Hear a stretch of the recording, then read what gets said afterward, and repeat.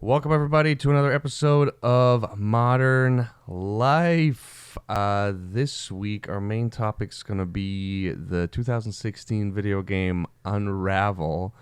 Oh, I'm sorry. Why are you wearing your... Oh, I'm wearing my hoodie, like behind my ears.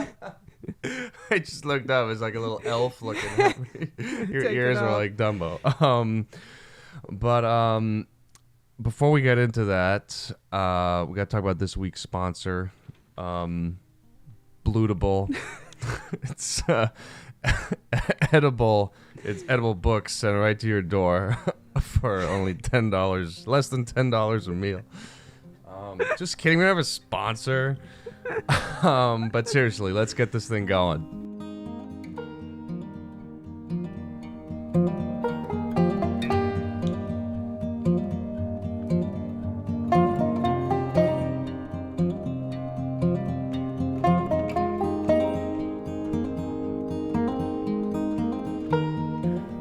As always, before we talk about our main topic, we got some modern thoughts. You want me to start? Yeah, go ahead. I got a couple things on my mind. I haven't finished, but I started watching the... It doesn't count. Scratch it. Shh. That's why it's a modern thought. That Bruce Springsteen on Broadway thing. Oh, yeah. On Netflix, which I've just been hearing about nonstop. To people who've actually gone to the show, and it's just had this buzz for the whole last year. And is it just one show, or is it like a tour? No, it was a show on Broadway. It was literally just a show on Broadway. Just a it's one not a time. Tour. No, it ran Okay. for like almost a year, I want to say, maybe like 9 months, and he would do 5 shows a week in this little theater on Broadway, and it's just gotten this crazy amount of buzz, and it broke a bunch of ticket sales, and it was notoriously incredibly hard to get tickets, and people would be scalping tickets for like $4,000 a piece outside the door. It was just this crazy show, and he just ended it in December, and after he ended it, Netflix they did a whole, professional recording of it, almost like a comedy special. Put it up on Netflix after the show ended. And I'm not a big Springsteen fan, like, at all. There's maybe like a couple songs I like, but I've heard so many good things about it because it's not a concert. It's really almost like more like a one-man show. Mm-hmm. And yeah, so I started watching it with Stacy, who's not with us today. And it got about halfway through, and it was just absolutely like one of the most phenomenal things I've ever seen. And I still have to finish it. I haven't gotten to it, but I was crying like a little 6-year-old who just stubbed his toe, like during some of the... It's just the way he tells these stories from his life and then intertwines it with these songs. And it's just him on the guitar or him on the piano. And just... Maybe I just needed to see Springsteen in that format. And maybe now I get what all his... Because there's so many crazy Springsteen fans. Like, maybe I just needed to see him through that filter to, like, appreciate it. Because I've never been a big, it's like Springsteen and the E Street Band, and it's this huge band behind him. And I've just never really liked Yeah, it's that. not your generation either. It's just not really the format I like. So just seeing him just playing these songs by himself, and you could just really feel the weight of these songs and how fantastic the songwriting is. It's just all stripped down. And yeah, it just really made me appreciate Springsteen. I was like listening to Springsteen songs for the next 3 days and afterwards. some of it is, just from what I saw, because I walked in while you were watching it, it's more like a poetry reading with music in the background, right? Not all of it is straight up singing. No. It's him literally telling stories from his own life, and it's really personal. And then he'll play a song that kind of accompanies like a story he just told afterward. And sometimes he's playing the guitar like underneath as he's telling a story, but not always. Sometimes he's just standing there telling a story, but he's just a absolutely phenomenal storyteller, and he's so funny and he's so charming and just a good storyteller outside the song and during this, like just getting, I don't know. I've just never listened to his music like that. I'm like, oh my God, he's just telling these fantastic stories in his songs. I've just never gotten Springsteen like other people get, and like I feel like I kind of get it now. I just really appreciate the guy and have been listening to his music more, and it's been like recommending it to everyone I've seen. It's just one of the greatest things I've ever seen. Just greatest performances, and the way it's almost like a visual performance too, because you'll just be in this really intense, maybe sometimes somber moment in the Netflix special, and just the way they do the lighting and the camera angles, it's almost like visual art too. It was just all around completely fantastic. So I finally listened to my friend Jason's podcast. It's called the Future Cities podcast. I forget, what is it about again? You told me about this. It's about environmental stuff, if you're into that. If you're into planet Earth, check it out. And it's about how we... Is the guy you work with? Oh, no, Jason Sauer, who was over... Yeah. Okay, sorry. I just got I know Jason. I did used to work with him, but really great guy, very intelligent human being. And in... The episode I listened to was called Green Gentrification, which I had no idea was a thing. Here we go. And he interviews Nathan McClintock, he does a lot of stuff in Portland, does a lot of studies there. And green gentrification is when prices go up in a neighborhood because you now have parks or bike lanes and all these, green things that then force out, poor communities, people of color. Right. And then in this whole interview was very fascinating, especially in Portland, which is a city that centers around presenting itself as a eco-friendly city and as a green city. And, what that means, how cities have to market themselves. Right. And cities will give more funding, or the news will focus more on the white hipster who has the rooftop garden, and then that guy will get more funding. And in the research that they did, there was actually a really huge, thriving community of different people of color back in the day in Portland, that they all had these private gardens and were growing their own food, but they do it out of more of a necessity than like, oh, this is a cool new thing, or I'm making my own kombucha. Right. And for them, they have like the pristine front yard, and then all the growing is done in the backyard. But that doesn't help the city's image. The city wants that to be visible. Right. So it's just interesting. A focus on. Yeah, it was really, really fascinating. And then Jason also talked about he did a lot of work kind of researching wetlands, and once he as a scientist identifies that as a resource or something important, this will now also attract people who need to make money, and maybe the settlements around that area, now the prices will go up because it's now valued as an important green place. Right.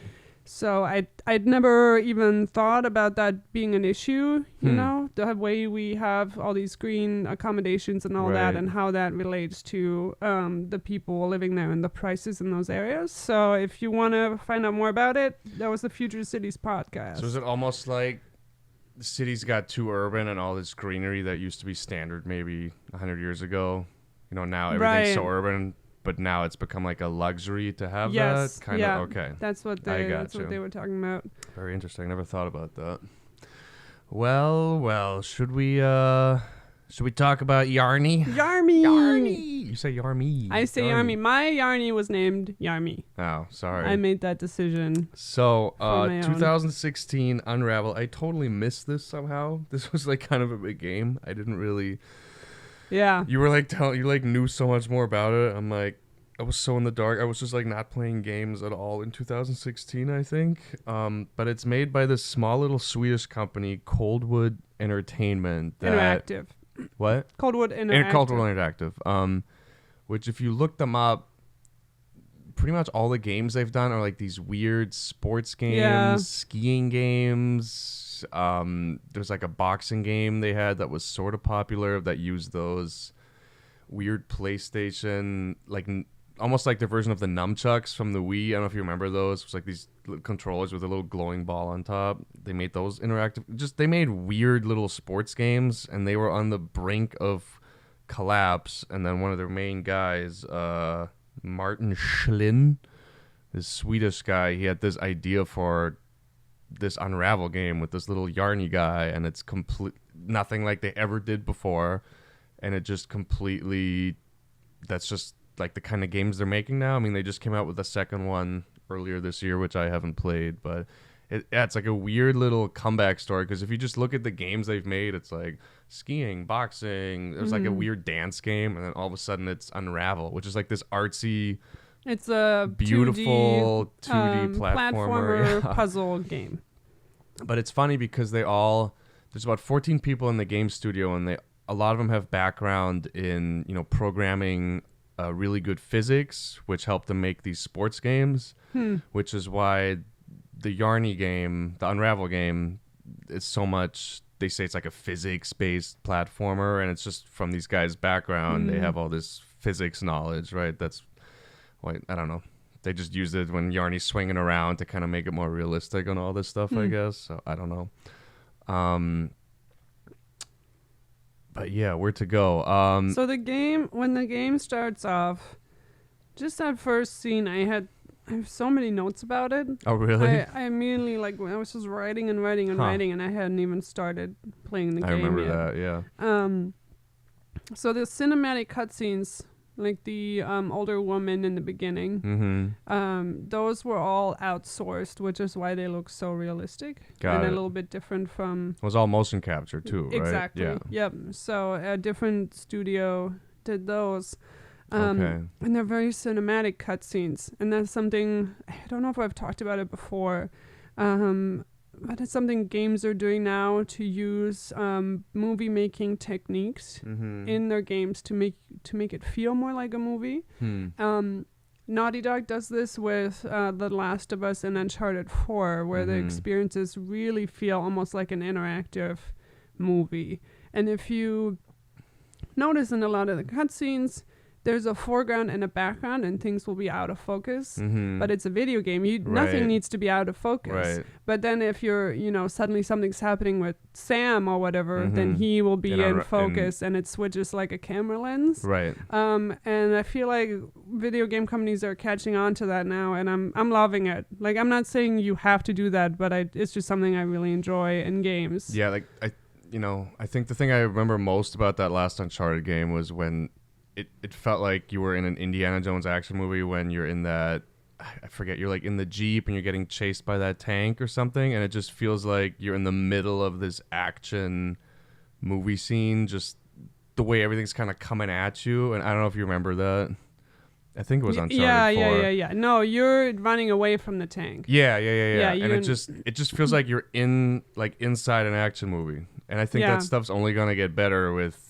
Because of the camera, because you're running towards the screen, which can feel awkward, but it didn't. I in do that think instance. these virtual reality headset things are going to become standard in the next few years. So then when you combine the way that's shot with then being like virtually feeling like in the game, I think it's just going to put it like over the top.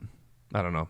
I think that's where everything's going. But anyways, so the first beginning, and then also the yarn ball falling on the stairs, it falls out of her basket. You're like, there he is. The sound effects are very realistic, very authentic. It sounds like claws falling on wood. And then the pillow in the beginning scene that you keep returning to, where you're looking through the picture book, the pillow in Swedish says, "Happiness blooms from small, simple things," which I think can kind of be a call to the whole game. Right. Well, that from everything I've read, that was the guy's main. What's his name? Martin. That was just his main thing. Is so it's all about relationships, and the thread of Yarny connecting symbolizes the relationships you have, and as you get further away, they unravel. That's why Yarny unravels, and you're trying to find your way back to that, and it's just this whole symbolic meaning, which I thought was really nice. And I think the game, what really kind of just right away was just how beautiful the game was. I know you talk about the cinematics in the beginning, but it's like me when I just took notice when I started the first mission, and just the background's all a little blurred, but you can tell there was just so much attention to detail, and it's just, I don't know, I wasn't expecting the game to look so fantastic, because it's just a 2D platformer, but it's absolutely beautiful. I mean, I don't know another platformer that looks that good. Yeah. Just the way they do the lighting, and like the I think it's the second or third level when you're by the little sea there, and the sea's just like shimmering in the background as you're going. I thought it was fantastic. Yeah. I just like wanted to be in that world, and it didn't matter that, sometimes the game can be really easy, and there were a few hard parts here and there, but I just wanted to be in that just beautiful world. Yeah. And I was just all in. That's how I felt about just going back to Kentucky Route Zero too, where just the art and the silhouettes of the trees, you kind of just want to spend time there. And then the music in the beginning, it feels like home, it's just strings and fiddling and it's just very... The music was comfortable, fantastic, and I looked up. It was made by two people. Two people. They're both from Sweden, and they haven't. From what I could tell, they haven't made. I mean, they've made other stuff in Sweden. I couldn't find anything about them. Like nothing else noteworthy. But yeah, the music's absolutely beautiful. It's kind of the same theme. It's this. I don't know It's a kind of folky Nordic. Sounding music. And I love the way that the music's just always timed with the action. Like there's that one scene where the crows are coming at you, right about 3/4 of the game, and the music just kind of like picks up. And you're like, oh crap, all these crows are coming at me. I think we call it the dramatic river dance music, where the strings just start going. But then it's also this comfort of then when the music dies back down, you're safe again. Right? Yeah. Just the way that's all timed. It's not like, I have to still watch out for these crows. The game doesn't really trick you like that. It's like, okay, now the music just kind of coordinates beautifully with the game, which is nice. That's tough to do because you have to cue the music up with the pacing of each individual gamer. Right. And I was at a panel at a convention where the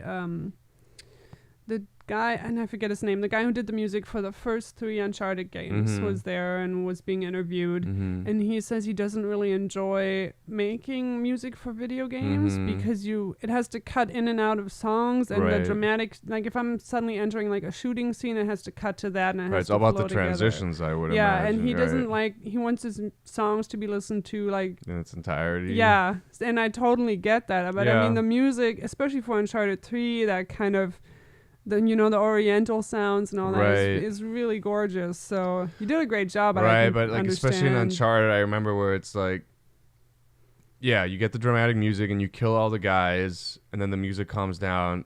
But then it's like maybe you forgot about this one guy. All of a sudden the music picks. It's just like back and forth. So But that lets you know, am I hiding? No, right now? it is. Do they know but where it's all about programming. How do I make these transitions between these completely two different themes of music, so it just can go back and forth as many times as possible and like sound somewhat decent. Yeah, I would imagine that being pretty hard. So in the beginning, I think I forgot that this was a Swedish studio. Yeah, I had no idea until I looked it up later. I immediately remembered, because that home base that you keep returning to. As a child, I spent a lot of my literary time in Sweden, and I don't think that's a thing people here in the States do, but we read a lot of Astrid Lindgren, who was an author alive from 1907 to 2002.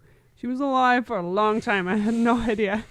I think the only book that they're familiar with here is Pippi Longstockings, but I read like The Children of Bullerby, and I pretty much thought I was Kalle Blomqvist. Like I wanted to be a detective, and I was like, why are there no robberies for me to solve in my little town in Germany? I was like 10 years old, running around with like a magnifying glass.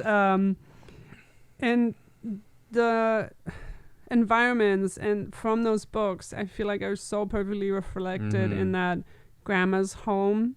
Like how everything feels so comfortable, and that's how I imagine these books, is like this house that she's in. Like the little button jam cookies on the table. That's something like your grandma would always have. It's just I mean, everyone from that studio is from Sweden, so they just modeled it after that.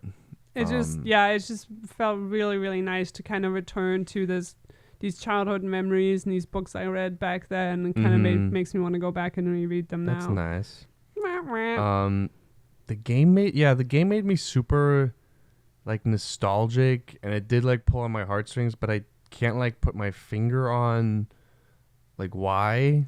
Like I didn't grow up in Sweden. Like I think I got it. And this is actually something I learned from the Future Cities podcast. Okay. It's a term called solastalgia, and it's a type of nostalgia related to environmental and mining change. So you're nostalgic for a time before all these environmental changes and modernization, before our oceans were filled with plastic. And I think this game exemplifies that for me, that connection to nature and all that time I spent running around outside as a kid. Like the internet was just invented when we grew up, so floppy I think disks. That's what it kind of reminded me of, all these like nature. Yeah, it was just like one of the reviews. I always like to look up the reviews of the game. One of the ones I found was from Wired. The author's name was Julie Muncie, I think. And the whole article is about how Unravel tries way too hard, and it's like engineered to pull on your heartstrings. And the Yarny character with his big button eyes, it's just like engineered to be likable. And it was this big critique of the game. Yeah, I read that one too. Did you? Yeah, and I was like, down here.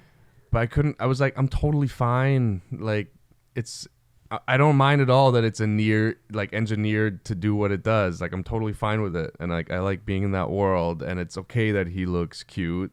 And I don't know. Did you like have a problem with that at all? Her review, she said that the camera was often really awkward, and she didn't know where she was going, which I had no problem with that whatsoever. There's a couple times where I feel like the camera should have zoomed out more. I didn't see it. It wasn't really a problem though for me. Yeah. And I think, and then she also like commented on how a criticism was that this was only a 2D platformer, and I'm like, yeah, that's just the type of game they made. So I'm not saying her things aren't legitimate, but I felt like she got so frustrated with the game that the emotional message didn't enhance it. Right. Right. And I was really surprised how many reviews just really hated on this game, and because it has, all these emotions in it. And going back to the Martin, whatever his name is. Martin Schlin. And a quote from him I have is, there are a lot of loud games out there, and we need less games when we kill each other. And I think we're just now used to that, and we're now finally coming into that with games like, Florence and Yarny and all these games, that I think we need more games that cultivate emotional maturity. And I think, maybe people are more used to shooter games, or I'm part of the mafia, or, what is that game with the cars? Grand Theft Auto. Yeah. Red Dead Horse-Dampton. And then another review I had from Eurogamer by Edwin Evans Thirlwell. Is that a real name? Sounds like the Duke of Thirlwell. That's what it sounds like to me. Royal Video Game Reviewer. Like, he thought the environmental stuff was preachy, and the game is so sugary and not subtle at all. And I didn't agree with any of that, because I think because Yarny doesn't speak, that's where the subtlety comes from. You get everything from the environments. You're just going through, playing the game, and these are just things we have to deal with nowadays, are these environmental, these horrible dangers that we have inflicted on our own planet. So I don't know how it's being preachy when it's literally just giving you like what the state of things there's no preachiness at all. It's just like, here's what happened to this town, and here's just the story of what happened. It's not an opinion piece. That's just not the way I saw it. Yeah. I know you said after you played, you're like, oh, it's a game about the environment. I was like, oh, it's like not at all what I got from it. No, I mean, that's one of the themes is I guess so, yeah. Through this person's life, the community that she was living in was changed for the worse through this company coming in, and then one of the written things in the album was like, these people came in, they made all these promises, and then they just left. These companies go bankrupt, they leave all their tractors and everything there, and then who's there to, clean it up? But it's, of course it's a game about nature, and the developer also said he do this game wanted you to look at nature almost through like a microscope because you're Yarny and because you're so you're small. A little guy, yeah. And you're looking at, you wouldn't look at nature that way. Maybe if you were a little kid, you would, but now that we're older, you don't look at it like that anymore. Where it's like this little radioactive puddle is such a challenge for Yarny because he's so tiny. It's like, how's he going to get across that, right? So, of course, a game that takes place entirely outside, and it says something about that, but I don't see it as being preachy. No, not at all. I didn't get that at all. I love the moments where I could talk about that smallness of Yarny, where I felt so small. Like there's one moment right before you discover that radioactive plant, or that the company. I don't know what the plant really did. Where you start the level and you walk across the road. And then that car goes over you. I was like, I'm walking here. I was like yelling at the kid. And I was, I'm wearing headphones. It scared the crap out of me. It was so loud.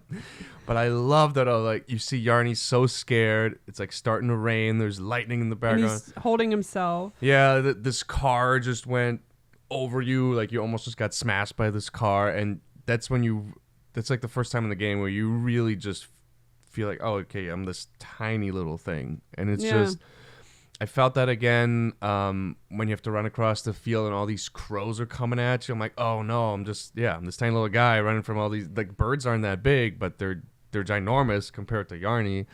Or like when, when a plastic bag you can just hang on to and it kind of just floats you around everywhere because you're so tiny. Like I love those moments of when you kind of feel the scale of the game again. I'd be totally fine with more moments like that. But, Daniel Krupa of ING in History, he put this really smartly. He says, this pastoral, he describes it as a pastoral platformer where the terrain is of greater significance than how Yarny moves through it. Yeah, interesting. I really like that. Yeah, but it wasn't. I feel like you struggled more with some parts than I did in the game. That's just me not being good at puzzles.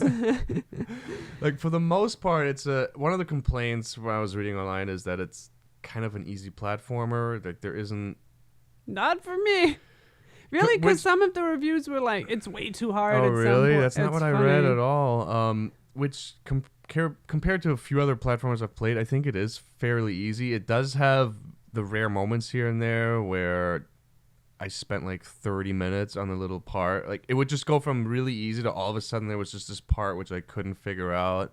And either I'd have to look it up or I would just spend 20 minutes on it trying to figure it out. There are some random moments to get around, but overall, like I don't think it's that hard of a game. I was surprised how long the game was, because when you're downloading it, it was like 3 gigabytes, which is usually like, oh, this is a tiny game. Since all these games, when you have to download them now, they're like 50 gigabytes or whatever. But it ended up being a really long game. It has like 12 chapters. I kept being like, oh, I must almost be done with this game, and then I walked through the house to see how much longer I had, and there was like 6 more missions to do. I'm like, oh, snap, okay, I got a little time left. Yeah, I don't know. Not that hard of a platformer. Something I thought was really interesting was that the music does not change once you die. And it really contributes to this very peaceful feel of the game that Yarny not succeeding isn't the end of the world. Right. It's not suddenly Nathan Drake's limbs flailing everywhere and the physics are suddenly not working and it's like the dun dun dun, like you're dead. Nate! Scream your name. I love my family in that game. Could we quote Uncharted anymore on this podcast? It's my mission. A huge fan. But yeah, the music just kind of keeps going. The screen goes dark, and then you can try again. And something that stood out to me. Yeah. That's all. Oh, one thing I didn't like is, so you have to collect, you don't have to, you can collect these little buttons throughout the game to get extra memories in this little memory book you have at the beginning of each mission.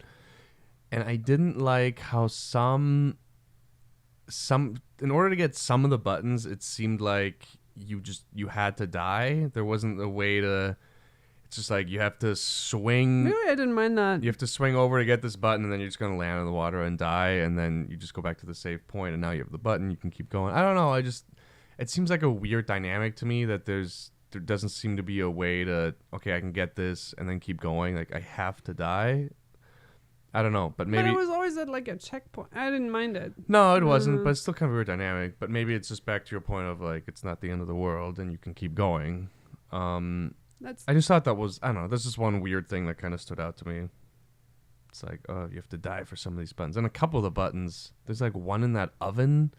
It's just, like, you'd never know it was there. Yeah, it's hard. I always, I don't know. I'm never a big fan of that when it's just, like, you have these buttons that are just, you just wouldn't know they're even there. Like, what's the, like in The Last of Us, when it's just those tags you in the tree. It's just like in a random tree. Like, there's no way you would know that's there unless you like looked it up.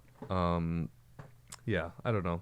That's really my main criticism. I don't really have many criticisms. I really like the game. Another thing I liked about the game is right when you start, the game. I mean, the game obviously tells you here's what each of the buttons does, but it kind of also does a nice job of letting you figure out exactly what you're supposed to do. Because, like, okay, after the beginning cutscene and you're just in the house as Yarny, and there's like no instructions. You're just kind of like, okay, like, where do I? You kind of start walking around the house and you find that picture frame to start the mission, but it's just enough of like letting you explore without you completely being lost. Because it's like, okay, it's platformer. I'm going left to right. Let me go through this house. Okay, I'm like climbing up this thing. Oh, and then you pass by the picture frame and like a little thing pops up to start the mission if you want. I don't know. I really like that where it's not completely just holding your hand of like, welcome to Unravel and here's what you have to. It's just letting you sort of just a little bit of exploring and like, okay, what am I really doing here? I don't know. I kind of liked how it was a nice balance. I don't know if you felt that. Yeah, the only problem I had with the mechanics sometimes was that the things that you were holding on to in the foreground would have been because it's 2D, sometimes it didn't make sense. Some of the things were like in front of each other and then suddenly they were behind each other. Yeah. I think that's just the nature of it being 2D though. Right. And there was a lot of criticism of that online and I'm like, I just went with it and then I figured it out after like the first few times. I figured out like I can get this can or this rock or like I didn't have as much trouble with that as some other people, I guess. You struggled with that lantern and like the last mission. Oh yeah, I read another thing where they had where they struggle with that too because I did not. It's very outside of all the other physics, and suddenly you have to be anchored to something. You're in this snowstorm and you're anchoring yourself to this lantern, so you get blown away. Yeah. I don't know. Yeah, wow. I was there like for it a because while. you've been doing like a lot of the same stuff over and over. So then to introduce something new at the end of the game, I didn't mind to kind of keep it fresh. And it focuses in. This is the level where it really focuses in on Yarny. Like it even zooms in closer, and you know the scope of things. You can walk even slower because you're going through the snow. Right. And then at the end of that chapter, you're jumping for the final. Yarn picture or whatever, and Yarny unravels completely. No. Like that, I don't know. I found that really touching. Like it's really almost hopeless, and then like a hand reaches down and picks you up. But it was just like, oh my god, I'm completely unraveling. And then once you come out into the next level, it's such a breath of fresh air, and it's not difficult. It's just playful. You're just holding onto these fireflies. You're just flying around, and it's almost this reward for all the hard work you've done. Of like, I don't need this to be difficult. I don't need this to be another puzzle. I'm just flying around as beautiful lights, and it was a nice ending. There for the experience, you know. Solid game. I don't know what else I really have to say about this. I just really like the game. A fun thing to do, I don't know if you've played the game and you kind of want to dive deep into it a little more, was when that Martin guy, the main creative director of the studio, when he first presented the game at the 2015 E3, and this is a famous presentation. People talk about it. Yeah, I had no idea. Like when I was researching this game, it kept coming up. I'm like, okay, I gotta go watch this video now. And he's in front of this big E3 audience, and he has his own little Yarny that he made before they even, which was his concept before they even started programming the game. And he brings it there and he shows the audience, and he's just shaking like crazy, and he's so nervous. And if you read about his history, because the game studio he's with, they almost went under, and I think he went through some things in his personal life too. So I think he had this really hard year, and then all of a sudden it all turns around, and like, who's the game company that picked up? Is it EA? Yeah, it's EA. Sorry, yeah. EA Games picks it up. It's going to be internationally distributed. He's like at E3 all of a sudden. Like his life and the game studio, everything did a 180. I'm crying right now. And he's just like, I just get the vibe that he like can't believe what's happening, and it's like all of a sudden everything's fine. And I don't know, it's this great little, it's about 5-minute video, and he's just so thankful to be there, and he just seems so genuine, and he's got his little yarny, and he's telling people about the game, and he's like so excited about it, and it's just and they have like all a these fantastic cool thing. photos too, which you see inside the game, but of him just putting yarn all over a tree or something, and then putting he yarny was on in this family trip, and he has this little yarny puppet that he made, and he's like trying to figure out what this game is going to be. And so he starts, he has this red ball of yarn, and he starts taking pictures of the yarny puppet in the environment with how would this yarn work in the game, and like yarn is spun everywhere, and he takes pictures of it to kind of get the concept of the game going. It's like super cute pictures. Something okay. I always have to put like a gendered twist on Here it. we go. Or whatever. Come on. But just in the gaming world and industry, it's so macho male dominated. And for this dude to come out with his like Swedish boy, cute little leaf hand tattoos, and he knits, and this game is about emotions, and like it just means a lot to me. And I think lately it's really changed to where we're finally expanding video games as a medium is so significant, and we can do more than just make guns and shoot each other, which I love those games. And rare props to EA Games, which is just turns out some really. They do the Battlefield games and everything, right? And it's always, they rush the games out, and it's never done. There's always like glitches. Mass Effect. They're always Andromeda. after the money. Mass Effect Andromeda, in-game purchases, pay to play. Like, overall, they really kind of suck. And for them, obviously on the indie department, someone over there is doing something right. So props to them. And it feels good to, when you watch that video of the E3 and you're like, okay, I bought this game. I'm like supporting people like this. That feels good, and the game's great. And another thing, I think I've gotten to like platformers more and more in the last year. And I think part of it is also, I have this inherent struggle, like when I play video games, especially shooter games, which I really enjoy. I'll play like an hour or so, and at the end I'm like, I just wasted an hour, and then I feel guilty afterwards after just having had fun. I'm like, I could have done like something productive. And I think when I play these platformers, I'm like, you're problem solving, using your brain a little bit. Like I don't feel as guilty. I just feel better in the long run about it, where I'm like, okay, like I'm using my brain, I'm solving problems. I feel a little smarter at the end. I don't know. But we just bought, everything's on sale now after Christmas. So we just bought a bunch more platformers that we're going to play, like Journey, which I've never played, I've always heard about, or the follow-up to Limbo. It's called Inside, which I loved Limbo. I played that a few years ago. So I'm going to get more into the platformers, I have a few more things to say about this game, go though. for it.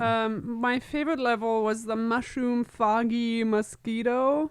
Just the colors in it. Was that with where the little groundhog is coming after you? I think it was. I think it is, because you have to scare him away with the mushrooms at one point. And there's like a huge elk in the background. And Yarny's cold, and just how his body movements change. Mosquitoes are starting to eat you up. And we love his run. He has these different runs. When he's scared. And like his head is back. And he's like arched back, and the arms are forward. It's so cute.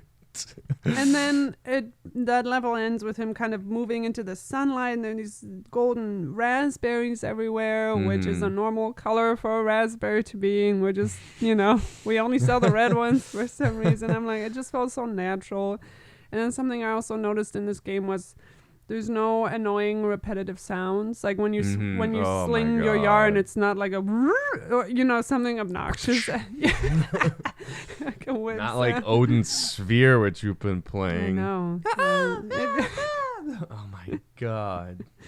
And it's just interesting the things that are a danger to Yarny, or the things you can use is like the groundhog or the birds or holding on to the fish and you're just sailing around the water. Like that's fish giving you a ride.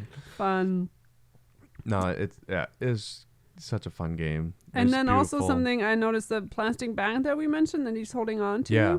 If you flip through the picture books, because there's a boot in that level too that's just on the side of the road, and if you flip through it, there's a picture of the boot in the water, and then there's a picture of somebody with a plastic bag wrapped around their foot. I don't know. So they lost their boot in the water, gotcha. and then had to use a plastic bag. But all these things are memories that Yarny's uncovering, right? So they're part of the environment.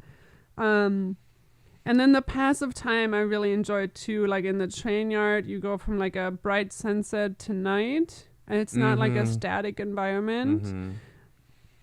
And just I think we often miss these really normal things in life because you're either at work or getting ready when the day is changing, and just to experience that in nature with Yarny, even though it's a video game, right? It's beautiful. It's really cool. Since you're always inside, Yarny is your connection to the outside world. It's a little sad. And then also all the warning signs and things around the industrial area. Yeah. Even though you can't read the Swedish, like it feels like everything you need to know. Like I can understand like a skull or like a warning triangle or. And then the motto of that company was, we dig you out of a crisis. And then sorry, I wrote this down in German. For some reason, that's not helpful. The translation from the Swedish was, don't step on this area. Like, don't enter this area. It's like the warning. And then private property, unauthorized, people not allowed. Those were some of the things that were written there, if you were wondering. One of them was blocked. You mean it was actually like made sense what was written in a foreign language? Yeah, oh my god! Looking at you, Lucy. Looking at you, Scarjo. Damn, calling out. You don't remember it was that Lucy Scarlett Johansson movie, and it was that scene. There's like giant the Chinese writing behind her. That's just a prop. It was just, it didn't mean anything. Love it. One of my most meaningful encounters inside the game is in the level when you're just bird after bird is coming at you, and a bird is now a symbol for a threat to Yarny. Yeah. And then at the very end, Yarny forgives. the bird that you're rescuing. And Yarny takes a chance and rescues this bird. And then you come closer and you touch its beak. And then the bird just whips Yarny around. There's this beautiful... There's this beautiful, like, slow movement of Yarny, like, whipping around as the bird is taking off. And you're holding onto its beak. And that was just really beautiful to me. And, like, the things you do for the environment, even though Yarny's been... eaten by birds this whole time. Yarny's taking the high road. Yeah. Little bird stuck in the cage there. Though he does kill a crab at one point. Remember that? You capture the it's like in the third mission or something. No, you just put it in the box. Yeah, but then the box like goes into the water. Oh, snap. Crab's fine. The crab's going to have to come up eventually. They don't... Does it? Yeah, no? Am I crazy? Either way, the crab's just stuck in the cage. It's never going to be able to get out again. So how's it going to eat? Oh, Lord, I didn't think about Yarny that. kills a crab. What a murderer. Bastard. Saving birds, killing crabs. Crabs don't have to come up for air ever? I guess it depends on the crab. But even if that crab doesn't, it's just stuck in a cage underwater. Stuck in a cage. It's going to starve. Well, it had it coming. Yarny honestly. giveth and he taketh away. Such is life. I had a lot of fun in that bird level. I just love that whole setup of you're in this field and you gotta hide from these birds. I don't know why. That was hard hiding. It was. I definitely had to try it a few times, like just to time it right, and you're like looking out for the bird. Like, okay, which bird is coming at me? I just thought there was such like an original gameplay thought. Yeah. I just had a lot of fun Yeah. with that. And just that music's just this Nordic music's just going. You're like you're just running from these birds. I don't know, just had a lot of fun with that. And then when you're in the garage and you kind of find these pills laying around, and then in the background the memory's the dad like holding his chest, or the grandpa holding his chest, and then you're like, oh, did he have a heart attack? And then later on you have like the funeral, and right. I found it really interesting. The story of this family that's not even that important, but you kind of get the little bits. Oh, you're and involved in it hints though, and then you see like with the pictures and like I always looked at all the pictures after. And yeah, each you're mission. the embodiment of I this was family's like involved history. in this family story that you don't really know much about at all. I don't know. Yeah, just did a nice. And something I Great also have job. to point out, and as the people who make games get older, as we have seen in Uncharted and The Last of Us, you now have the dads as the heroes. It's not young kids. These people grow up and then they make stories about themselves. And the representation of the elderly is basically non-existent in games. And even when it is, like, I love Wynn from Dragon Age. She's awesome in the books and in the games. But most of her dialogue is about, oh, aren't you old and rickety? And How about Sully in Uncharted? He's the elderly. That's a good one. But again, a lot of the dialogue is about how old these people are, and they're almost always identified by their age. And for this game to just have that as a normal component, inside the world, I really appreciate it, and I hope to see, more representation of that. Deep thoughts. That didn't even occur to me. It's something I always notice in games, like when they have like an older person, it's always like, oh god, my bones, like, yeah. But that's it. That's all I have. Well, maybe they'll about make this. a Nathan Drake grandpa game where I'm he's still waiting on swinging. it. I'm still waiting on from trains. The sequel with the daughter. Well, old people are useless, Tubby. We all know that. Yeah, to these game developers, obviously. Well, I don't know. Can you? I mean, you can't have like a Nathan Drake that's 90 years old swinging from tree to tree. How much can you do with like an old person? Right, but in a I game? think what I said earlier, games are expanding to tell different stories that aren't all about action and taking you on these narrative experiences. So there's more room to branch out. Sure. Okay, fair enough. What else? You got anything else for me? That's it. That's all I got. Oh, Yarny. Well, yeah, so that's it. So if you guys want to reach out to us, we are at Modern Life Pod on Twitter and Instagram, modernlifepod@gmail.com. If you want to email us, if you want to contribute to the show, or check out our website to see all the other episodes we've posted. That's all in the podcast description below. Yeah, everything's there. Love to hear from you guys, and we'll be back. I'm not really sure what we're going to do next week, but we'll do something. Any final thoughts, Tabby? Shrug. Verbal shrug from Tabby. We'll figure something out. We'll be back. All right. Go with the flow. But yeah, we will probably not check in with you guys until the new year. So happy New Year, everybody. Happy New Year. Go ahead and watch Dinner for One. We'll Google see ya. Dinner for One. German holiday tradition, Dinner for One on YouTube. Sugar in the morning. We'll see you guys in 2019.